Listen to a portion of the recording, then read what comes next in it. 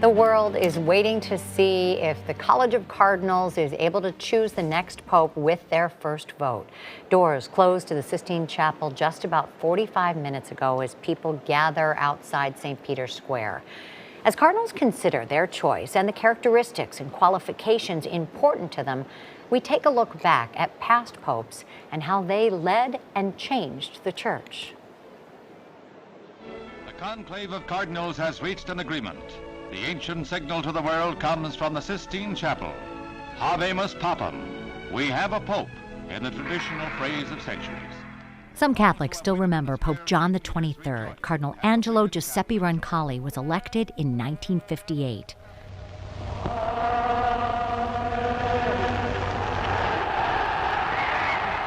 The Italian died 5 years later, but the passionate Pope began the modernization in the Second Vatican Council. Then Cardinal Giovanni Battista Montini, Pope Paul VI, a favorite going into the conclave, a moderate, took the reins leading the church from 1963. Also an Italian, he made a profound impact on the church and its people as reigning pontiff, traveling outside the Vatican for the first time in a century.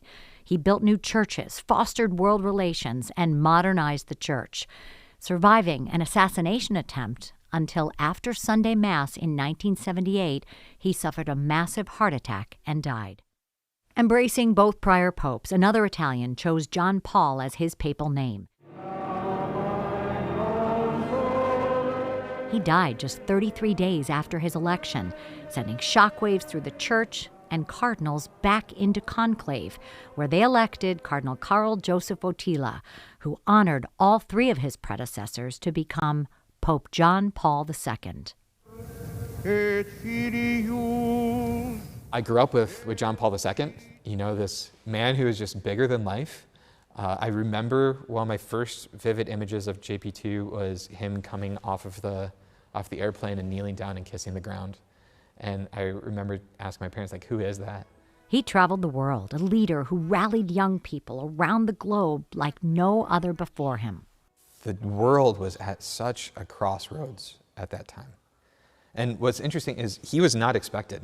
He was a compromise vote from what the cardinals talked about later on. He was a compromise. How is that possible? His formative years were under occupation. He was ordained in secret, but he had this love for young people and showing them that, again, the faith is alive.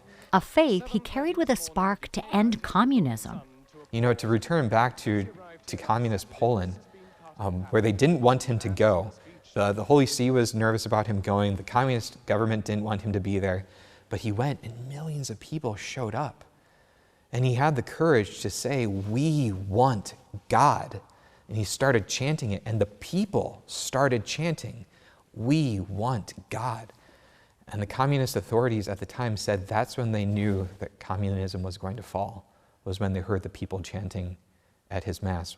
Pope John Paul II had that same passion for the future of the church beyond him. He told Cardinal Joseph Ratzinger, "I need you." While not nearly as charismatic, he answered the call as Pope Benedict, carrying church doctrine with equal weight as Pope John Paul II.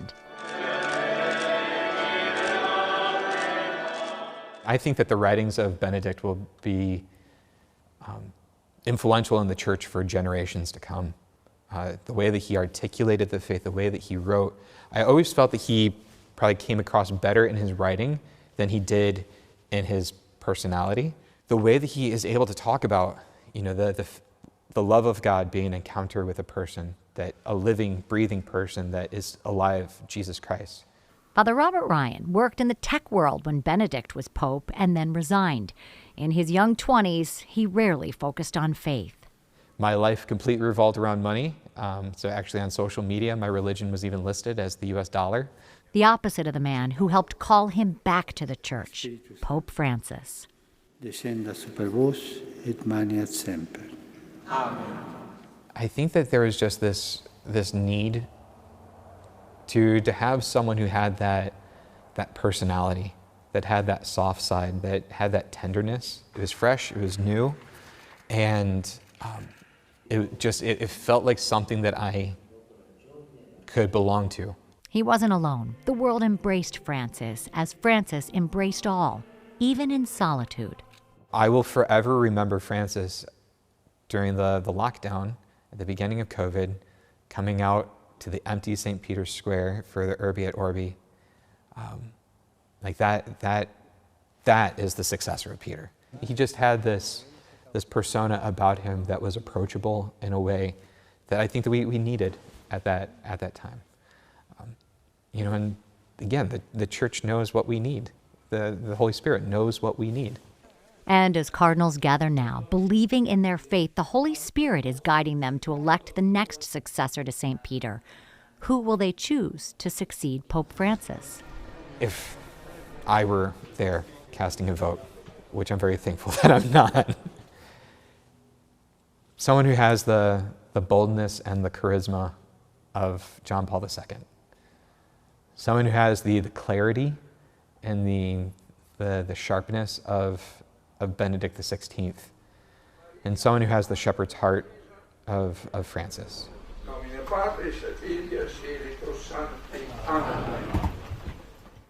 And we could know in the next several days. That was a nice piece. It kind of really put things in perspective geographically as well what's happening within the church.